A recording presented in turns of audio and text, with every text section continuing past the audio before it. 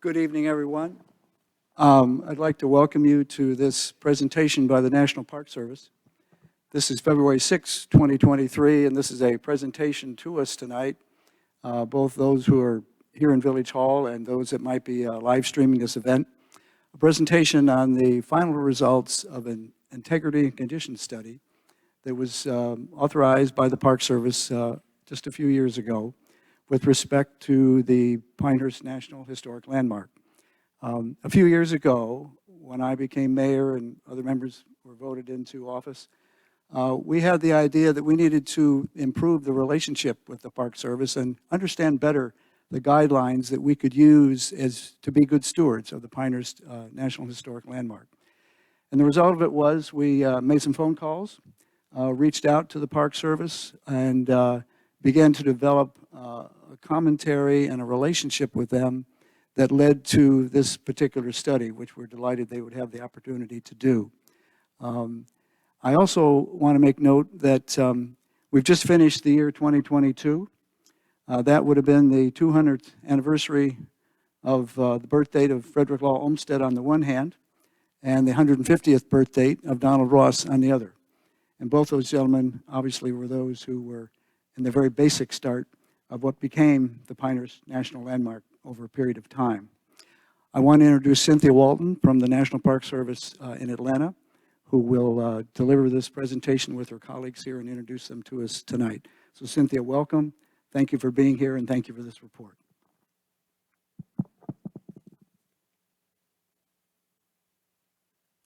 Thank you. Well, on behalf of the National Park Service, I wanted to thank everyone for coming out here tonight. You need me to speak louder? I guess that's why he was holding it up, huh? We kicked off this study thanks to Mayor Strickland reaching out to us in 2020, right as COVID was starting. So while we would have wished to have been here before the end of the study, we're at least grateful to have this opportunity to present the final results to you here today. And my colleague Ellen is going to give the bulk of the presentation, but I did want to, once again, on behalf of the National Park Service, thank Mayor Strickland and everyone in the mayor's office, members of the Village Council, Jeff Sanborn, the Historic Preservation Commission, and all the members of the public who've contributed to this study. It really was, your comments were really integral to the final report, and so we thank you for investing your time in this important study that we hope will help be a useful tool in the management of the National Historic Landmark District. So now I'll turn it over to my colleague, Ellen Rankin.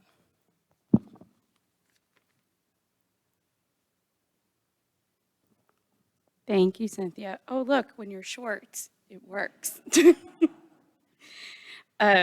So thank you, everybody, for attending tonight. And again, thank you for all of your comments throughout the course of the study. Brief agenda. As many of you have already seen some of our presentations, I will still talk about the NHL program and it's the background of the project. Then we'll go into the study findings. And if you have any questions or comments, we are more than welcome to look at those or listen to those. And if you want any more additional information, this is the website for the project that we've had throughout. And this is also in the news releases. And this is where you will find the full report, because tonight I'm just going to highlight a couple of the key findings and key recommendations. I'm not going through absolutely everything, or we would be here for hours. So, a brief overview of the National Historic Landmarks Program and some misconceptions of what an NHL designation entails. You've seen the bronze plaque and you've seen this other plaque, but what do those plaques mean? There are two programs that the federal government has in place to recognize historic properties. There's the National Register of Historic Places and then the National Historic Landmarks Program.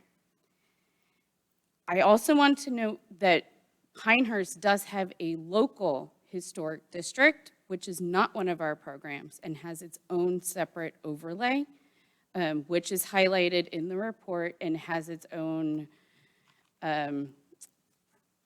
ordinances that comes with that.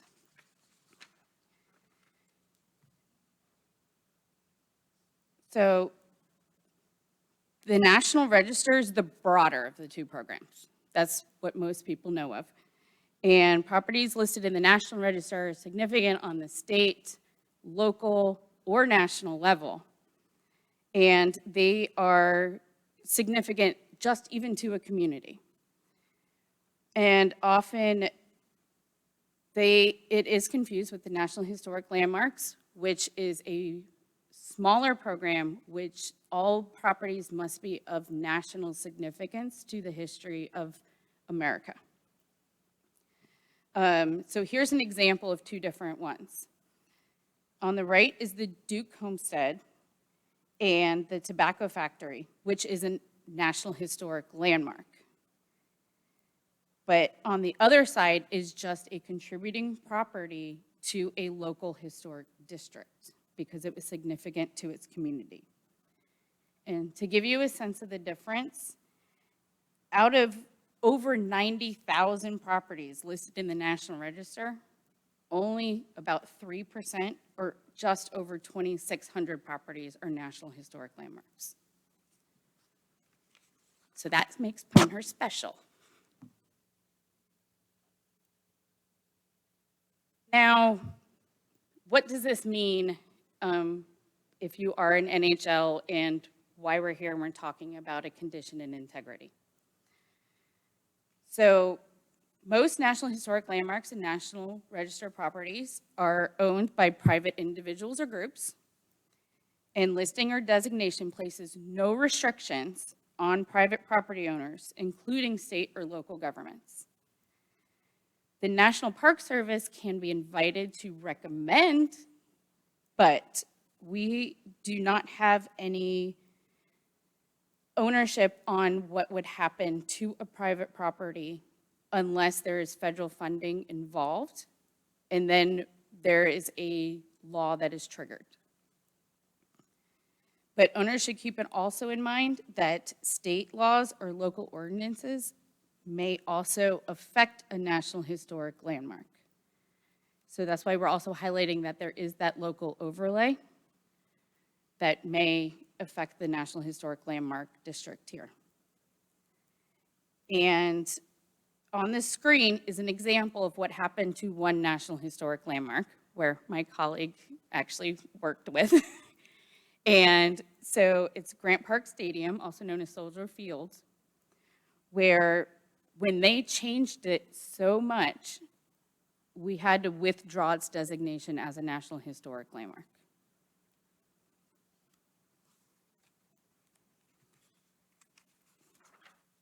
Now let's get to the report. So shown in red is the National Historic Landmark boundary. And it's comprised of over 400 buildings, sites, structures, and objects. The blue is the Historic Overlay District. And it's similar, but not the same. So I'm just trying to make sure everybody knows that there's two different districts. And while local and federal projects are separate, what happens locally could have implications on the NHL as well.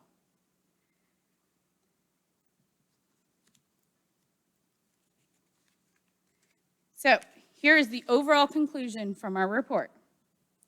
Despite the changes documented in the report, which I will go through, the overall historic character of the district remains evident. The description of the district from the NHL nomination is still accurate today, 27 years later. Although many of the buildings in and this is a quote from the nomination, although many of the buildings in Pinehurst are of architectural significance individually, it is the group of buildings in the developing landscape which has remained the strongest reflector of the historic character of the place. The Pinehurst Historic District possesses unity of overall design, location, setting, materials, workmanship, feeling, and association. And when you put all those 7 together, that's when we talk about that. When I say integrity later in this presentation, that's integrity. It's those 7 components together. The early vision of the place remains remarkably in focus, thus strongly conveying the historic development of Pinehurst during its period of significance, which is also important. It's 1895 to 1948. It is important to note, though, that a cumulative effect of small and large-scale changes to the district's landscape and buildings has the potential to erode its integrity in going forward.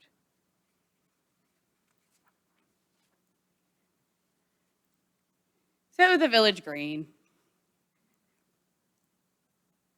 Again, I'm just going to go through some key findings, but I encourage everyone to read the full report. It was supposed to be an undeveloped central oval, and it was part of the essential plan of the village. We do know that landscape-wise, that did not work, and that's why the pines were already in place by the 1950s. It was designated with 2 community buildings on the green, the chapel at the south end, and the non-contributing library at the north end. And then there were the understory trees, like I said, that was already accepted by the time of the nomination. So currently, only about 50% of the green remains. The central core and east side of the green remain largely as described in the nomination, but on the west side, there are several completed and planned projects which diminish the integrity of this important feature of the NHL.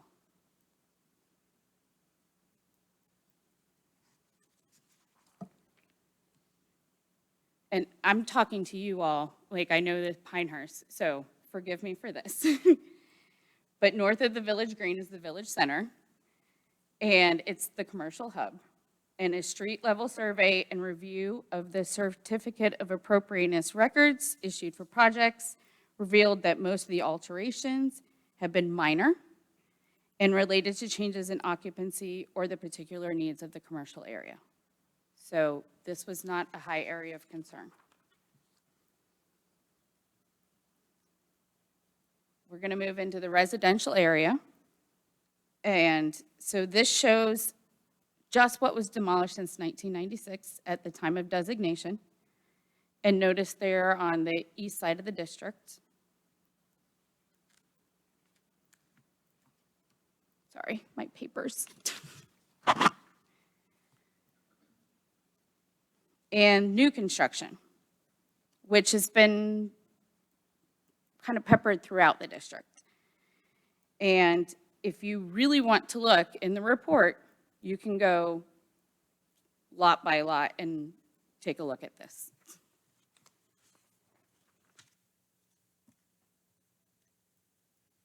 But overall, there's only been 7 buildings that have been demolished out of the 288 residential buildings that were contributing to the district.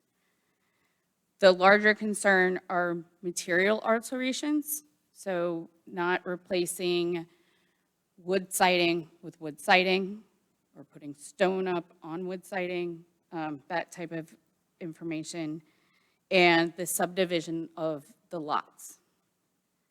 However, the subdivision hasn't been that great, but it is an area where we're kind of looking at, let's keep looking at this. Let's watch this in the future.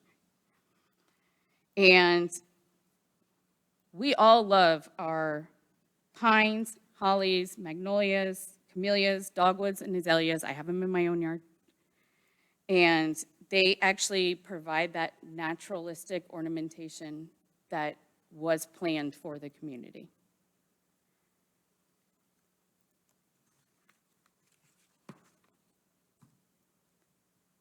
And what do we know Pinehurst about? Golf. So the all-encompassing Pinehurst Resort has several recreational facilities that have long offered activities for its guests, including golf, tennis, and equestrian sports. As we all know, Pinehurst is known for golfing, and there is an effort to preserve this important component of the community, including the restoration of courses 2 and 4. Also, we recognize the Fair Barn restoration. And it was between 1993 and 2003, where they converted the Fair Barn to an event center. And at the time, though, they took out 3 paddocks and 3 non-contributing structures and replaced it with parking. But despite all the updates, the Pinehurst Racetrack facility still reads as an equestrian facility.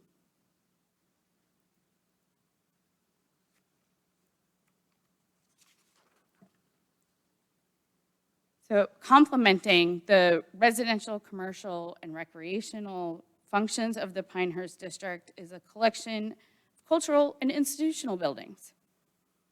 And we know that physical changes with churches typically reflect the growth or changing needs of each particular church. And we know that Pinehurst has also had a library since its earliest days. As I mentioned, the library is not contributing because it was after the period of significance. But we recognize that this is an important resource to this community.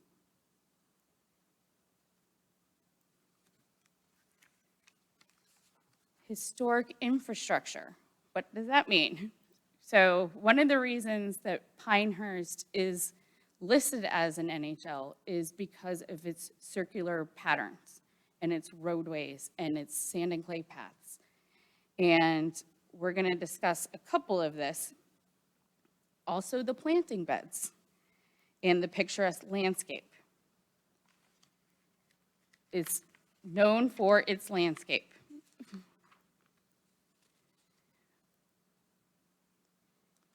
We all know about this one. It's the most significant change to the circular pattern of the district when it was constructed in 2008.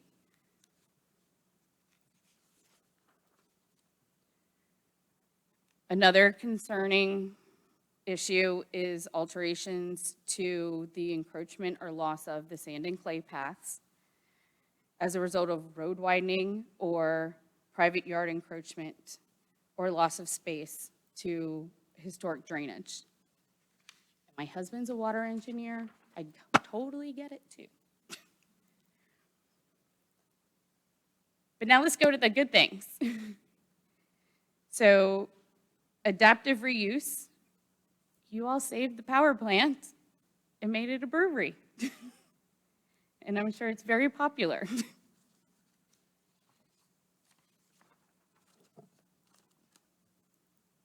And there are many examples throughout this area and in the report, but we're just highlighting this one for the sake of time. At the Holly Inn.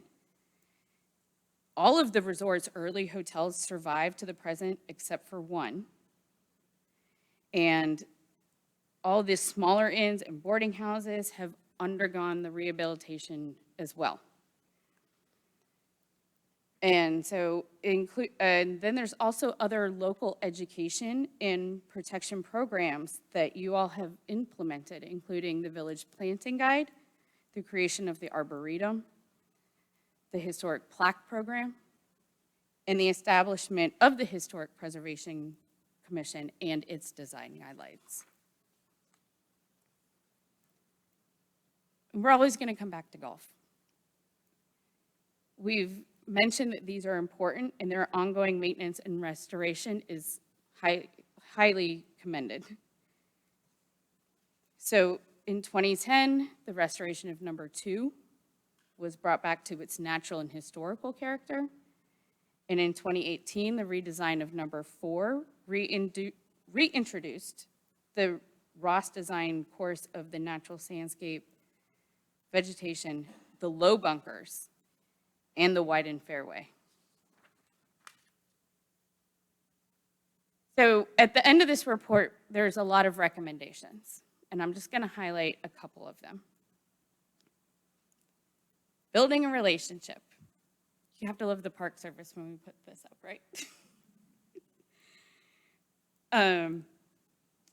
We are a part of a team devoted to the care and stewardship of the district. Considering its national significance and the numerous management challenges it faces, it is important that we do take an active role in supporting the local community and state officials, private groups, and any individual in their efforts to preserve the district. And we hope that we would prioritize prompt as well as open and regular communication of in our shared goal of enhancing and preserving the district.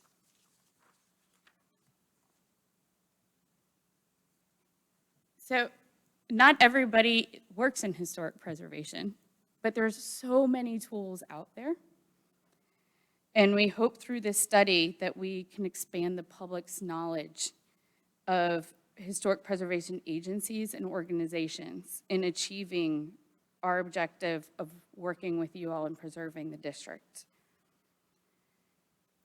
These are just a couple that are out there, but some are also the State Historic Preservation Office, Preservation North Carolina, the North Carolina Main Street Center, the North Carolina Department of Commerce, the National Association for Olmsted Parks, and the National Alliance for Historic Preservation Commissions.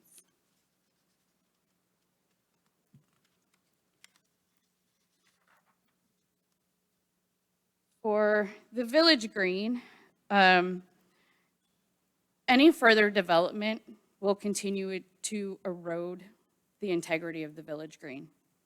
And new standalone buildings should not be planned on the green, and new additions should be designed with the utmost attention to scale, massing, style, and materials.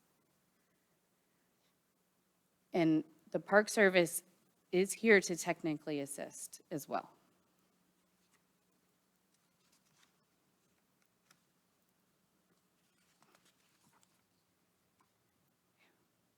We drove around today.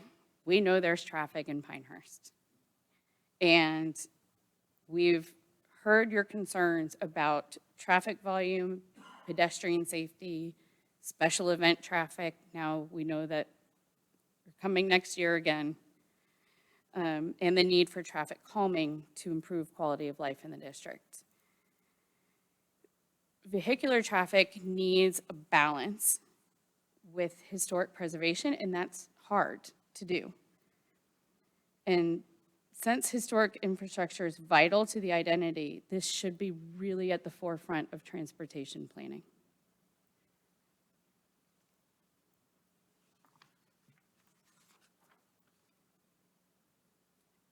I know a study has been conducted. Thank you, Mayor Strickland, for sending that to us.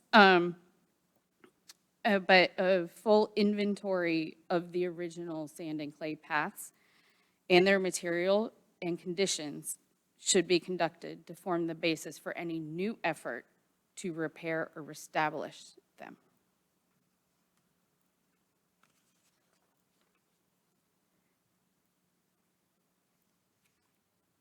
Also, one recommendation was given to update the National Historic Landmark nomination. Yes, it was from 1996, and we have a lot older ones, but it didn't really look at anything beyond 1948, and we know there are a lot more buildings going into the 50s from there, but it needs to be looked at, and we can't say one way or the other at this point, but maybe that's something you all could consider. And when you're looking at updating a National Register nomination, also look at the boundaries because the boundaries might be expanded or brought in based on where the resources are. Just a recommendation, we're not doing it.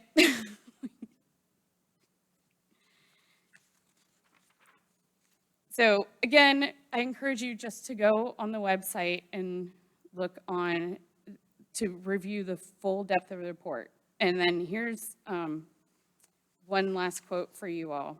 Of maintenance of any historic property, whether it be a single building or a large district, requires constant attention and active management. The National Park Service will continue to monitor the Pinehurst NHL district, and please keep us updated on your future projects. We are looking forward to assisting you all and our collaborative preservation partners in working towards a common goal of protecting the unique qualities that make the Pinehurst NHL a place of national importance.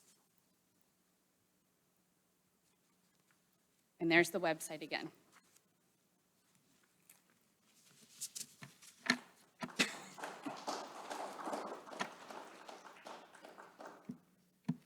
So does anybody have any questions? Okay.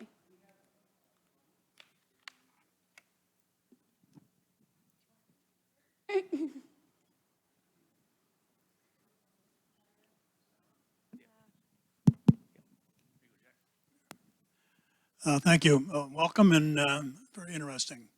We've been looking forward to this visit for some time. I'm Jack Farrell. I live in Pinehurst and have for some time. Two questions, if I may. One is that when the Park Service was here, some over 10 years ago, they quoted a number related to the ability of commercial establishments to get a federal tax credit for rehabilitation. I have a question whether or not that tax credit for rehabilitation for commercial structures is still in place. And number two, do you have any idea how much credit, so to speak, over the years people in the village of Pinehurst have used that? The federal tax credit program is still in use. As for how much, I don't know if. This is the author of the report, by the way, Ellen Turco. Well, I'm not asking you to kind of make this up. I'm just saying that information is available, and it would be some interest, I think, to the community of the tax credit that the commercial establishments have been able to gain by virtue of rehabilitation of historic structures.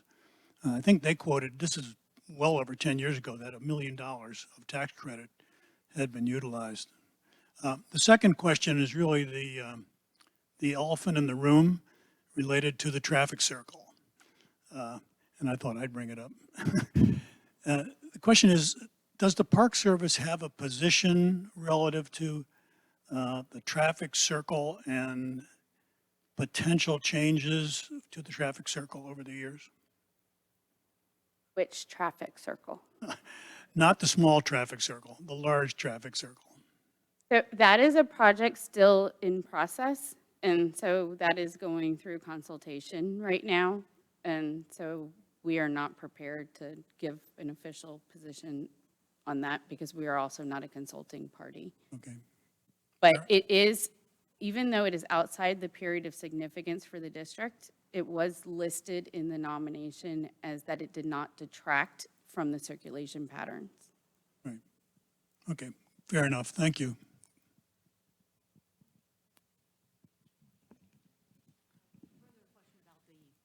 About the traffic circle, you mentioned that you aren't prepared at this time to make any comments on it.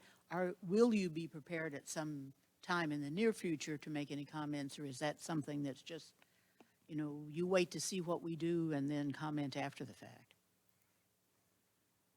So, like I said, there are federal laws that get put in place, and because this is not triggered by a federal law, we are not an official consulting party, but we are happy to provide comments once a final design is in to provide guidance.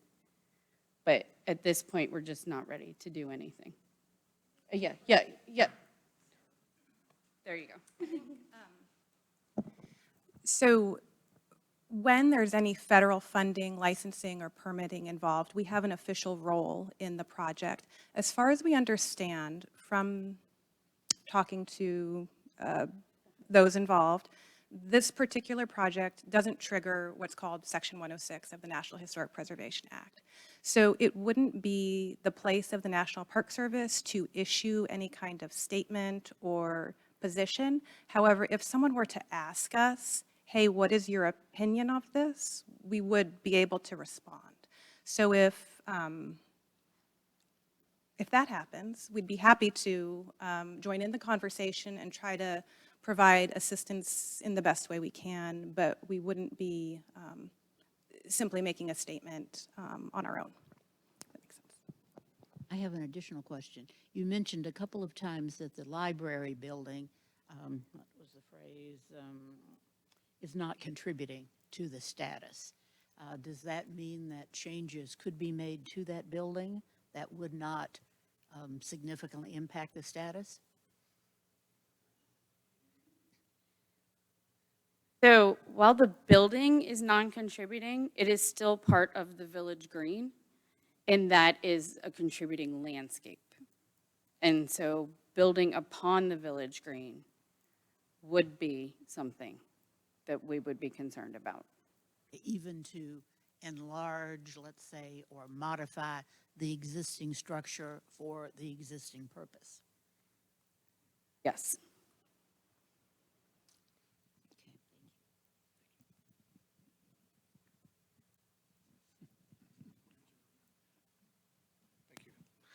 You mentioned the sand clay path as a possible contributing threat to the future of the district and the conversion of those into brick.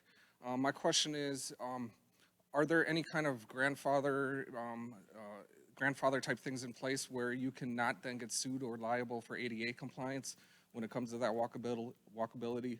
So I think, we all want to have interconnected streets, reduce traffic, have walkable streets and all that kind of stuff as well. But if we're going to maintain those clay sand paths, does that increase our liability for non-ADA compliance on those paths? That is outside of my purview.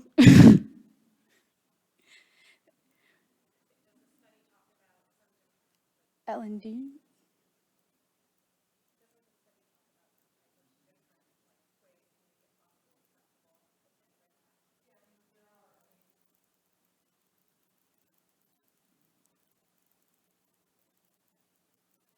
Hi, I'm Ellen Turco, and I in part authored the report with my colleagues. So the problem with sand and clay paths is that there's sand and clay. So when 100 years ago they held up just fine, but to modern use and to golf carts and bikes and a lot more pedestrian traffic, they may not hold up as well. So what we were looking at and didn't land on, but I know we worked. One of our subconsultants on this project was McAdams, and they did our public engagement, but they also do a lot of landscape design and planning, looking at finding something that would mimic the sand and clay paths, but be more durable. I think some of those materials have been experimented with in the village, and I'm not a landscape architect, so I don't know exactly what those would be, but we did mention in the report, the brick is really not something that would have been here originally. So keeping that look of the sand and clay would be ideal, but also recognizing that it's got to be durable. It has to, be able to be sustained. Does that answer your question? It's a work in progress of trying to figure out how to make it accessible and still keep the character defining features. This isn't a question as much as I always think the people from the past don't get the credit they deserve. And I grew up here, and I know that condos were supposed to be developed on Rassy-Wicker Park, and a young council with no money got in debt up to their ears to buy it, with private money, I should say, and saved it. I also know the track was gone. It was going to be condos and development. A young council and the community stepped up and got it. And I I don't know, I just think it's good timing to give them credit, you know, because that was a long time ago. And we wouldn't even be where we're at if they weren't brave enough to do that. And I just thought it was a good time to give them credit. Thanks.